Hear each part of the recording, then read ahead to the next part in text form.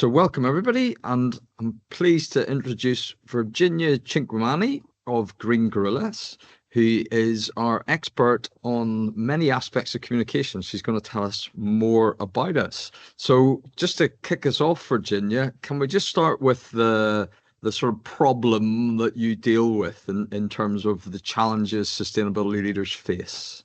Yeah, absolutely. So I've been in this space for quite a long time, Nick. So coming to 20 years of working in sustainability in one shape or other as a technical expert. And then 7 years ago, I shifted towards coaching people. So I retrained and everything. And in this process, I've met obviously lots of sustainability leaders and professionals. And it really, the reason why I founded Green Gorilla about 7 years ago now is because I realized that lots of technical experts had the expertise. They did all the technical courses and everything, but they were struggling to get that message across to their audiences, especially executive teams or clients, etc., and sometimes their own colleagues. And that was an issue because sustainability cannot advance, obviously, if this beautiful technical expertise, but also solutions don't see the light of the day because people just don't buy them. So the challenges that I've been focusing on more recently are really the challenges of senior leaders. So people like, or maybe head of sustainability, directors of sustainability, they struggle to sell their initiatives to their boards or to their clients. And the reason why that happens is because, well, having done a lot of work on this in this space, I realize actually one is human nature. So is the way our brains work. We tend to prioritize short-term and immediate gains, sort of get out of the way if you got like a ball thrown at us like this. The pandemic was the example. Overnight, we had PPE and all sorts of things when sustainability has been a problem for decades and we still can't do that PPE thing. We don't have it, right? So the problem is that leaders prioritize things that give them the immediate gain and something that can be demonstrated that is going to actually make a difference. Sustainability also cannot always have that security, the risk, the complete, is not completely risk-free, most cases, etc. So that's one issue. The other issue is sustainability leaders sometimes as technical as experts cannot communicate the message simply enough. We love our jargon. We love our, because this is the way we learned it, right? And we're comfortable with it, but we don't get out of our comfort zone and we don't step into other people's shoes. So sometimes we alienate them with our language and really we do not make the effort of understanding what their needs and wants are. And these two things combined, unfortunately, create the issue of people not buying into our initiatives and just discounting it, saying, oh, we haven't got the money, we haven't got the resources, which is the classic response most people get.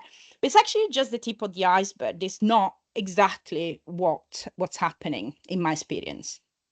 Yeah, yeah. And does that then when you've got those sort of senior sustainability leaders or someone who's been given the sustainability role and mightn't even have the technical skills, does that leave them sort of feeling isolated? Are they sort of stuck because of all these great things they want to do but they can't make them happen? Yeah, absolutely. So there are several reasons why, and this is coming actually from some research I've recently done. I've interviewed 20 sustainability leaders in different roles across industries, so heads of or directors. And these people, most of them told me it's really isolating work because sometimes I am the only person responsible for sustainability.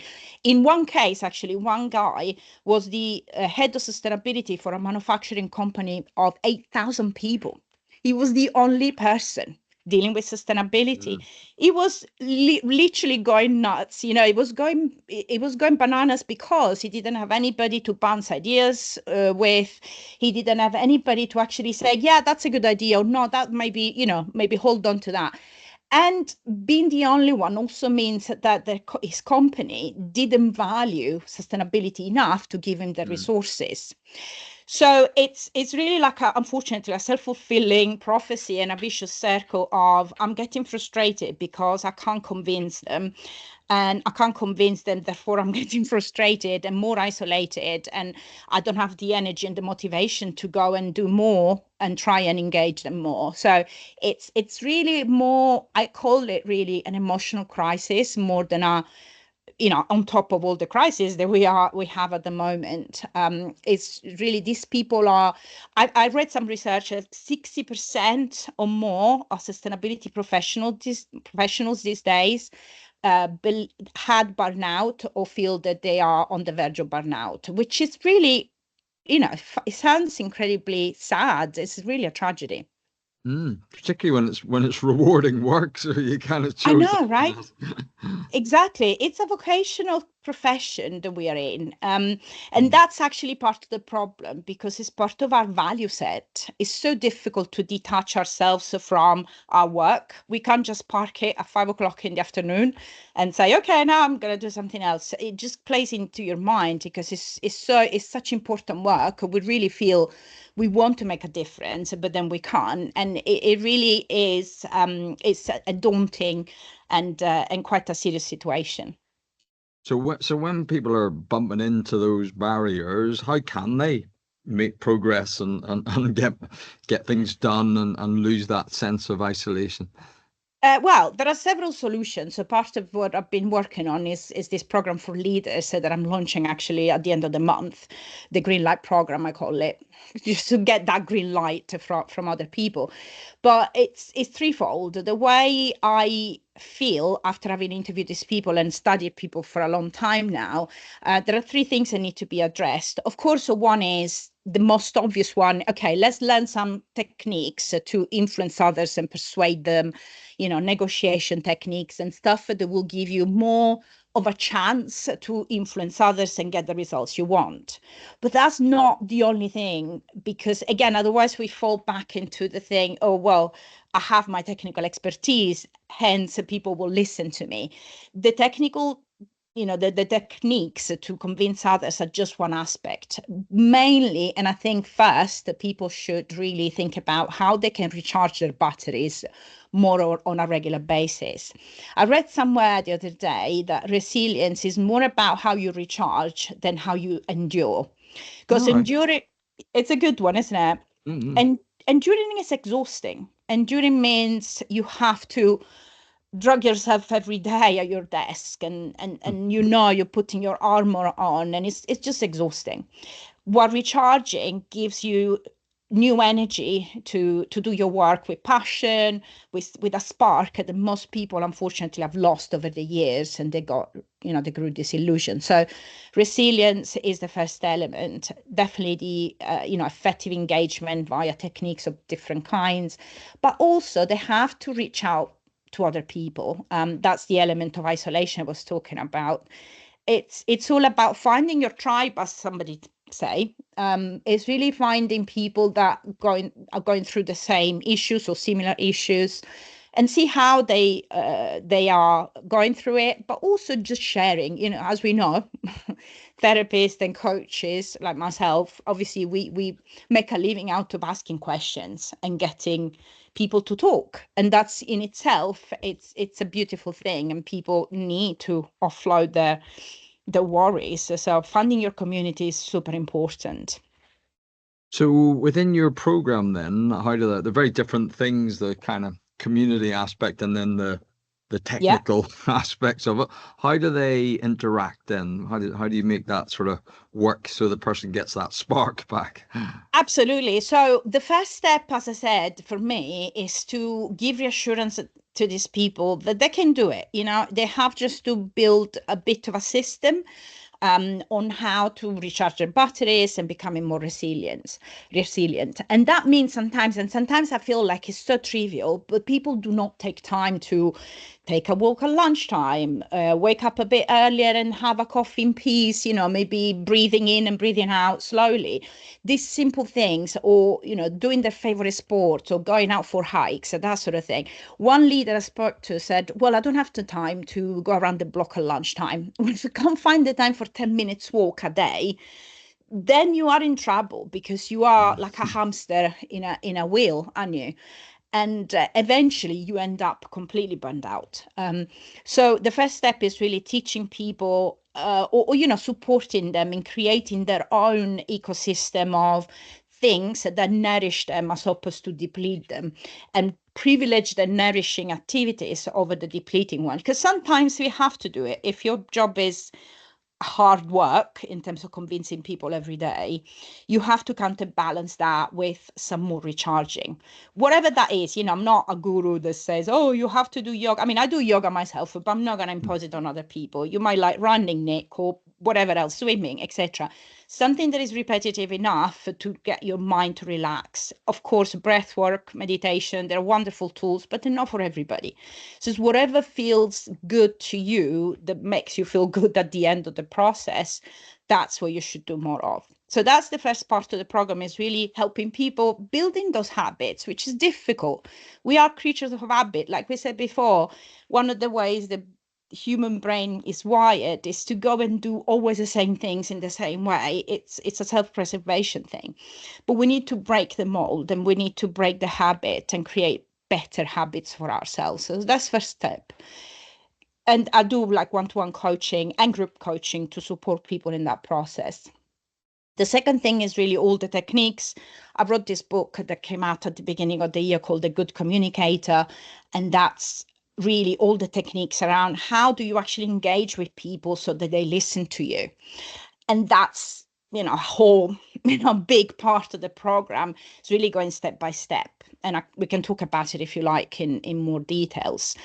And then finally is this community element, having other leaders joining, and really having opportunities also in person to get to know each other, because for me sustainability, well, not just for me, I think most people think that it cannot be done on isolation. You cannot be the sustainability person in your company and have great results. You might have some results, but if we really want to change the world in the way we want to change the world, we need to be together. It's a multiplying effect. It's not an addition. We need to have that supporting each other and creating new ideas and bring them to life together.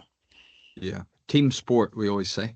Yes, totally. Team sports. Yes, yes. And so when you're looking at an organization, is this something that so obviously solo managers, people on their own, perfect for them, but people that do have a wider team, would that fit in any way? How would that work? For this particular program, I am focusing on sustainability leaders, because also they are like almost like in a sandwich between their executive teams and their teams, perhaps if they have any, or their colleagues. And they are like I said before, in a difficult position to have to deliver a lot of work sometimes, but not getting very far with it. So I work with them to unlock their potential, let's say. Teams, I work with teams in different ways. For example, I go to companies and work with them to develop their communication skills as a whole. And I tell you something, technical people are not often, I mean, this is obviously a generalization, but they're not very good at communicating with others in a way that resonates. And that's, I think, the key, is finding what resonates with your audience. That's part of the engagement element, is really spending a little bit of time to understand who you got in front of you, understanding their needs and their wants, see actually what's the difference between the two, because sometimes they're the same thing, very often they're not, because people come from a place of ignorance, good ignorance. They might be business experts but not sustainability experts, otherwise they wouldn't call us, right?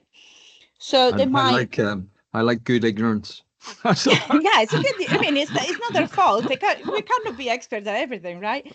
So if they want the famous PV panels, photovoltaic panels on the roof, is that actually what they need, or is that what they want? I mean, it is a sustainable solution, but they might need, I don't know, different logistics. They might need to save waste, and try and avoid waste in the processes. So they might need just a different procedure.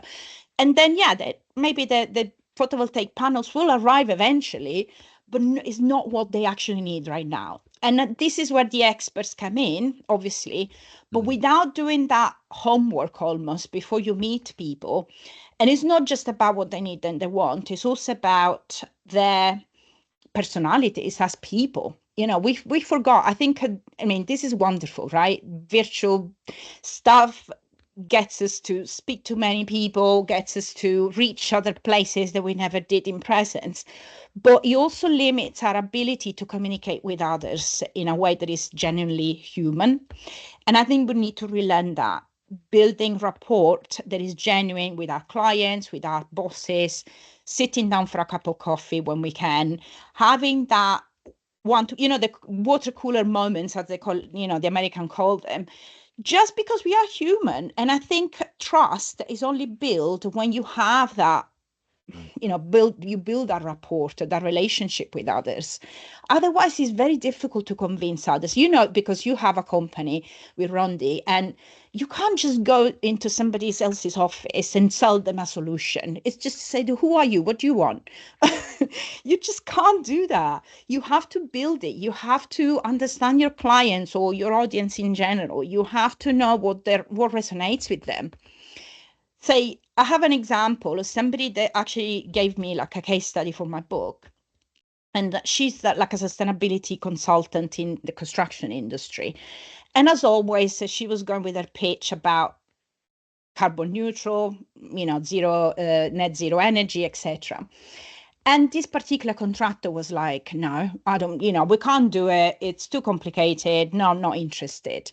And then as she was talking about all the sustainability things that she would suggest for that particular project, she talked about biodiversity and landscaping. And she didn't know, but this guy was an absolute, was passionate about his allotment and nature in general.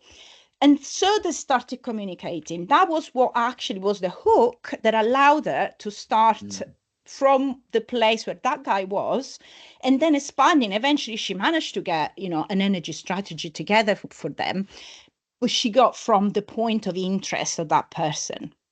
Yeah, If that, finding those seeds to build off. Yeah, yeah, yeah. So yeah. That's so. Just coming back on the resilience yeah, piece, yeah, and it's not unique to sustainability. I think yeah. it's a common challenge, but for sustainability leaders specifically, what would you suggest them in terms of building that resilience? Because it's not going away, this problem. It is a sort of a tool they need. Absolutely. So, I mean, it's difficult because we are under a lot of pressure in sustainability. First of all, because we see the state of the world, and politically at the moment, there is quite a lot of unrest. Sustainability right now doesn't seem to be high in the agendas of many companies because of various reasons. So there is that element of rejection that is coming through. There is the element of feeling maybe the eco-anxiety, the responsibility to do something.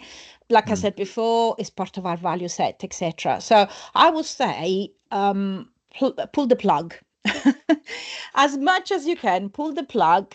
I'm not saying, don't look at the news, but don't look at the news every hour or every lunch hour or every morning and lunch hour and evening, because it's been actually scientifically demonstrated that this, especially the news for adults, but also for children, of course, if they're exposed to them too much. But adults is our, yes, maybe we do social media, but then we got, look at the news quite a lot. Actually, that creates anxiety, even if we are exposed to it for 15 minutes. It already creates a sense of helplessness as well, because we cannot do anything directly towards these things. And that's where the community really helps it, because yes, as communities, we can do something, but on our own, we can't do much. And it's an impossible situation where we care about things and we can't do much about it. So pull the plug when you can. I'm not saying, again, be completely ignorant about what's happening, but limit your exposure to negativity, doom and gloom, news that are, because of course journalists love their negativity because that's what sells, right? Try and limit that to the minimum, the headlines perhaps or something. That's for sure. And another thing is, like I said before, you have to replenish yourself. The way you feel is more it's more helpful to you. And then and reach out to your peers. And I think having that social element is part of being human. Again, we might be isolated in our line of work, but we can do what we can outside work to actually connect with others. Not in a social media way, because again, I don't think this is sort of double-edged sword, but as much as possible in real life. Reach out to people, speak to people, share your grumbles and share your happy moments as well. Mm. So just picking up on something else you mentioned earlier, which we definitely identify with and guilty of often, is just the language piece. So what's that for the technical people who might not even be aware they're putting people off with their jargon and acronyms? Yeah. How can they sort of consciously simplify the language so non-technical people get it? Okay, obviously on our own, it's sometimes difficult. There is a little fun exercise I do in my workshops that is, okay, imagine your next door neighbor or somebody that you're speaking to is a 6-year-old child.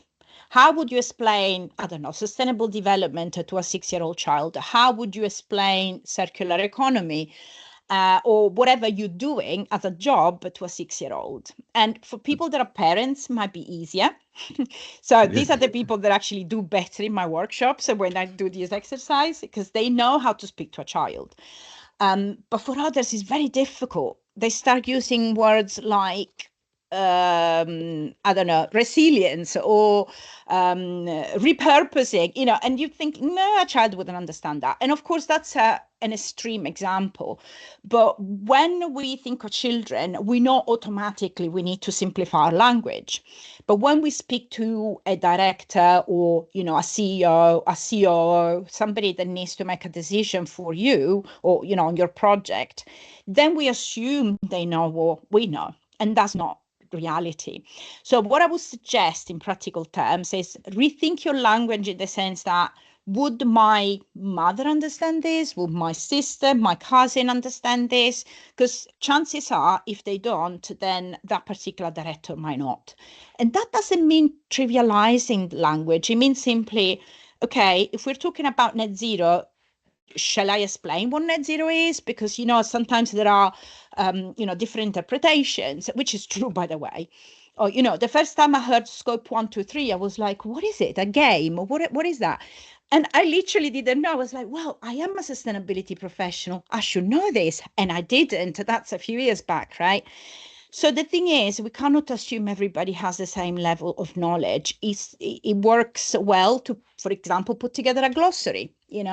That's a simple way to make things understandable for somebody else, for our clients. Have a glossary of terms that they can use, or just explain and said, this is what it means. And people appreciate it, because in business, very often people feel a bit conscious that they wouldn't necessarily go and ask you, oh, what do you mean by that acronym or that particular term? So prevent, you need to preempt a little bit the potential, barriers or objections, which is another technique when you want to engage people. So wrapping it sort of back together again, when you're looking at these people with the challenge of being isolated and struggling to overcome the barriers, what do you see that makes the people that excel? What are they doing differently? So effective leaders are people that obviously, like, the good definition of project manager is you deliver the project, to a certain quality on time and on budget. So that's obvious. So you are delivering your work, with all the elements that you need to. But at the same time, an effective sustainability leader is somebody that manages to get people on board and manages to be human, really, sit down with people, have that conversation, understand what they need, have the courage, and also I think the humility to step down from the ivory tower, which, I'm an architect, I know a bit about that. Back in the days, feeling like I'm the expert here. But actually, the more you are down with the people that you want to help and you want to work with and you need to work with, the better, because the results, like I said before, when you co-create, when you collaborate with others, are much better and much stronger, definitely more sustainable than what you can do on your own. So an effective leader has the, even if they're not maybe extroverts, it doesn't matter. You don't have to be an extrovert, but you can sit down and help other people. You can sit down and build that trust and that relationship on a human level, as opposed to just having your sales pitch in mind, or your technical blah blah blah that you just go and deliver to others. Because unfortunately, we've seen through decades of sustainability work that facts and data on their own don't do anything. They don't convince people, they don't influence behavior. We need to do more. And the reason why I'm so passionate about communication and engagement is that, for me, that's really the key to change the world, I want to say, but really change behavior and get people on board. It's being human, have a chat. Yeah, and within the where they are doing that, how does the peer group or the community aspect of your program specifically, how does that sort of support them to get that done? Um, I think again, it's we need to reach out to people, that's for sure. And I think even the simple fact that you have, that you can rely on other people, that that they have your back, or they can cheer you on when you're doing something great, etc., it makes you feel stronger. So even just the presence of other people, because we weren't born to be isolated like this. So we were born to be, part of villages and help each other and, raise each other's kids, that sort of thing. We lost that, but actually inherently we didn't. We need that. We need the element of community. And I think also just the fact that it's not just necessarily networking because I want to sell you something and you sell something to me, is really the support inherent to peer groups that is so important. But also communities. We are completely detached from the places where we live and work. Again, I don't think digital has helped in that way, because we don't commute as much as we used to. We Mm. don't go and buy our sandwiches to the local sandwich shop. So there is missing a lot in that sense. So I would invite people to actually go out, volunteer if we have like 1 hour spare every week. Go and see what's going on in the locality. I know, for example, Nick, that Rondi, who's your business partner, is organizing a clothes swap, which I'm going to, by the way. Is one of these fun things that makes sustainability a great way to communicate, well, to be community with other people, but also makes it fun, because we often, and we fall into that mistake as well. We often feel sustainability has to be this heavy, technical, jargon, full activity, when actually it's just making, it's common sense. It's just common sense. So the more we make it mainstream, the more we make it business as usual, like the obvious thing to do, the fun things to do, the better the results. Yeah, yeah. We always say it's just good business. Yeah, exactly. It's good business. Exactly. It's responsible business. It's good business. Absolutely. Yeah. Okay, so just wrapping up in terms Yeah. of the program, which is sounds like a great thing, and I know you're well booked on it already. So congratulations on that. Thank you. What's the change you're looking to make with the program? If 5 years down the line you've won, what does it look like? I have a massive vision for this. I mean, you're gonna laugh on that, at me for this, but this is the first time I run this program in this particular shape. But obviously, I work with sustainability leaders for a long time. But I really want to create a community of 10,000 leaders, which would be about 10% of the total of sustainability leaders. Well, so LinkedIn tells me anyway. But it'd be amazing, because it would have that critical mass to really start creating change. So the main point is, yes, I want to help people individually to become more resilient and become more influential and being better communicators. But I really want to get that community going, of people that actually have a little bit of power to change things. Yeah. Nice. Well, perfect way to finish. Thank you very much. Thank you. Virginia. Thank you, Nick. Thank you. But if anyone wants to get in touch, please do. And thank you, everybody, for listening. And thanks again, Virginia.